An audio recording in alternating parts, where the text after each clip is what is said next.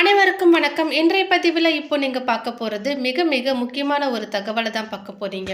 அதாவது புது வருடமானது பிறக்கப் போகின்றது. அன்றைய நாள்ல நீங்க செய்யக்கூடிய ஒரு எளிமையான பரிகாரத்தை பத்தி தான் இந்த பதிவில் நம்ம இப்போ பார்க்க போறோம்.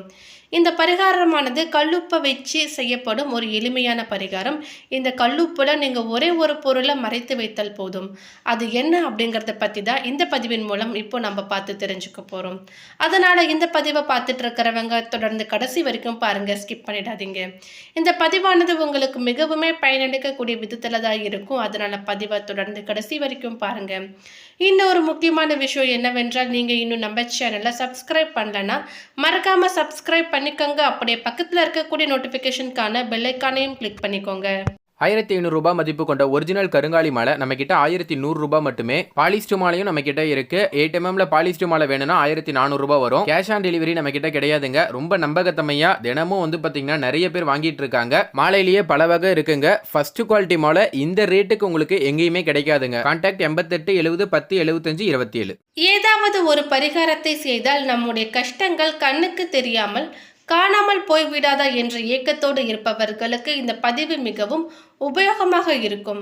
நம்பிக்கையோடு செய்தால் எந்த பரிகாரமும் பலனில்லாமல் போவதற்கு வாய்ப்பே இல்லை. அந்த வரிசையில் நம்பிக்கையை மட்டுமே மூலதனமாக வைத்து உப்பு ஜாடியில் இந்த ஒரு பொருளை வீட்டில் இருக்கின்ற பெண்கள் அவர்கள் கையால் வைத்தாலே போதும். எல்லா நல்லதுமே உங்கள் வசமாகும் என்பதில் ஒரு துளி அளவும் சந்தேகம் இல்லை. கல்லுப்பை நிரம்ப உப்பு ஜாடியில் கொட்டி வைத்தால் வீட்டில் செல்வ செழிப்பு இருக்கும் என்பது எல்லோரும் அறிந்ததே.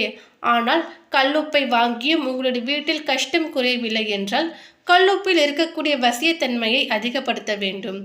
நேர்மறை ஆற்றல்களை நன்மைகளை ஈர்க்கக்கூடிய ஈர்ப்புத்தன்மை வசியத்தன்மையை அதிகரிக்கக்கூடிய ஒரு பொருள் என்னவென்றால் வசம்பு. பொதுவாகவே வசம்பை வீட்டில் வைத்திருந்தால் ஒரு வசியத்தன்மை ஏற்படும். காத்து கருப்பு அண்டாது என்பார்கள் ஒரு சிலர்.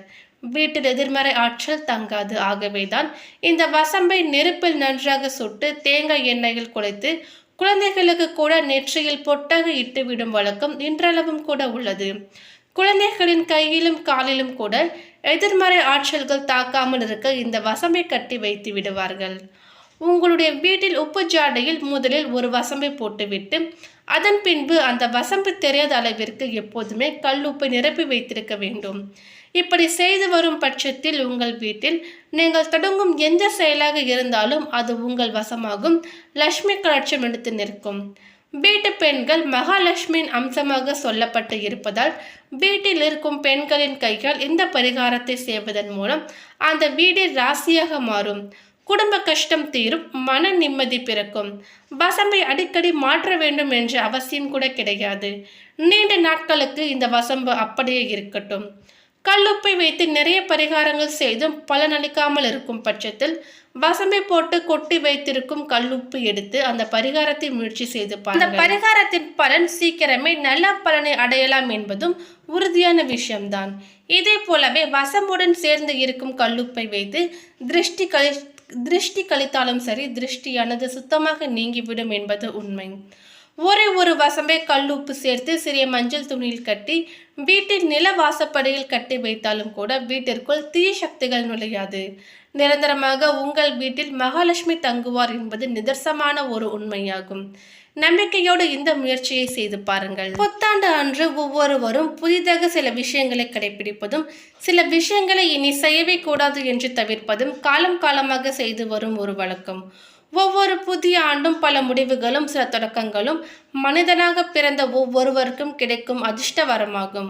அதை எப்படி சரியாக பயன்படுத்தி கொள்கிறோம் என்பதை பொறுத்தே அந்த வருடத்தின் மகிழ்ச்சியான தருணங்கள் நிறைந்திருக்கும்.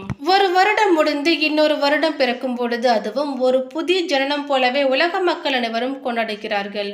இதுவரை மனதில் இருந்த அழகுகளை எல்லாம் நீக்கிவிட்டு புதிதாக வாழ வேண்டும் என்கிற ஆசையோடு தான் நாளை விடியல் ஒவ்வொருவருக்கும் அமைவிருக்கின்றது. உங்கள் ஆசை நிறைவேறுவதற்கு கடவுளினுடைய அனுகிரகம் வேண்டும்.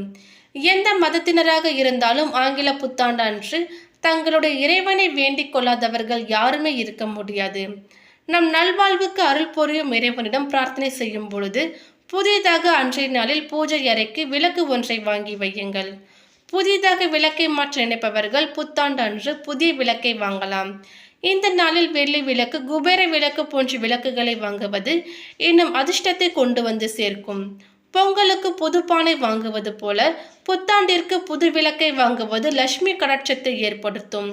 ஒரு வீட்டில் புதிதாக ஒரு பொருள் வரும் பொழுது அதனுடன் அதிர்ஷ்டமும் சேர்ந்து வரும் என்பது நம்பிக்கை. அதற்காகவே நிறைய பேர் புத்தாண்டு அன்று வீட்டிற்கு தேவையான புதிய பொருட்களை தங்கள் தேவைக்கு ஏற்ப வாங்கி மகிழ்வார்கள்.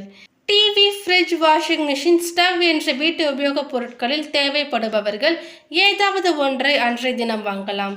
புத்தாண்டு அன்று கண்டிப்பாக தலைக்கு குளிக்க வேண்டும், புத்தாடை உடுத்த வேண்டும். நீங்கள் இதுவரை போடாமல் வைத்து இருக்கும் ஏதாவது ஒரு ஆடையாவது அன்றைய நாளில் உடுத்திக் கொள்ளுங்கள். அதுபோலவே உங்களால் முடிந்தால் ஏழை எளியவர்களுக்கு வஸ்திர தானம் செய்யலாம். இந்த நாளில் அதிகாலையில் எழ பழகிக் கொள்ளுங்கள்.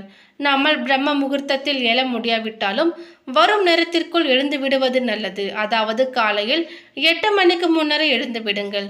8 மணிக்கு மேல் தூங்கும் ஒரு நபரால் வாழ்க்கையில் எதையுமே சாதிக்க முடியாது என்றும் சொல்லுவார்கள். இந்த நாளில் செய்யவே கூடாத ஒரு சில விஷயங்களும் உள்ளன. நல்ல நாட்கள் மற்றும் விசேஷ நாட்களில் பொதுவாகவே வெளிநபர்களுக்கு கடன் கொடுப்பதை தவிர்த்து விடுங்கள். கடன் அன்பை முறிக்குமோ இல்லையோ அதிர்ஷ்டத்தை கெடுக்கும் என்பது நிச்சயம். ஒரு நாள் மட்டும் யாருக்கும் கடன் கொடுக்காதீர்கள். பொருளாக கேட்டாலும் வீட்டில் இருக்கும் பொருளை எடுத்து கொடுத்து விடாதீர்கள். தானம் கொடுப்பது வேறு, கடன் கொடுப்பது வேறு. புத்தாண்டு அன்று கடன் கொடுக்க கூடாது தானே தவிர எல்லோருக்கும் தானத்தை தாராளமாக செய்யலாம். அது புண்ணியத்தை சேர்க்கும்.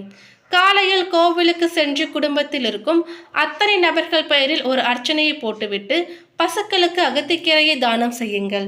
இதனால் முன்னோர்களின் ஆசீர்வாதம் உங்களுக்கு கிடைக்கப்பெறும். முடிந்தால் குலதெய்வ வழிபாடு செய்யுங்கள். வீடு முழுவதும் சாம்பிராணியுடன் வெண்கடுகு சேர்த்து தூபம் போடுங்கள். வீட்டில் இருக்கும் துஷ்ட சக்திகள் அனைத்தும் ஒளிந்துவிடும். புதிய தீர்மானங்களில் ஒன்றாக அன்றைய தினம் யாரையும் மனம் புண்படும்படி பேசிவிடக்கூடாது என்பதையும் நினைவில் வைத்துக் கொள்ளுங்கள். நல்லதே நடக்கும். வீட்டில் செல்வ வளம் பெருக நாட்டு மருந்து கடையில் பச்சை கற்பூரம் வாங்கி பூஜை அறை மற்றும் பணப்பெட்டியில் வைத்து விடுங்கள். வீட்டில் இருக்கும் மகாலட்சுமி நிரந்தரமாக தங்க வீட்டில் இருக்கும் இந்த சில முக்கியமான உணவுப் பொருட்கள் குறையவே கூடாது என்கிற ஒரு ஐதீகமும் உள்ளது. அதாவது அரிசி, பாசிப்பருப்பு, துவரம்பருப்பு, கல்லுப்பு, நாட்டு சர்க்கரை இவையெல்லாம் குறையாமல் அந்தந்த பெட்டிகளில் முழுவதுமாக நிரப்பி வைத்துக் கொள்ளுங்கள். இப்படி செய்வதால் மகாலட்சுமி நிரந்தரமாக உங்கள் வீட்டில் தங்குவாள். மேலும் மாங்கல்ய கயிறு மாற்ற நினைக்கும் திருமணமான பெண்கள் மாற்றிக்கொள்ளலாம்.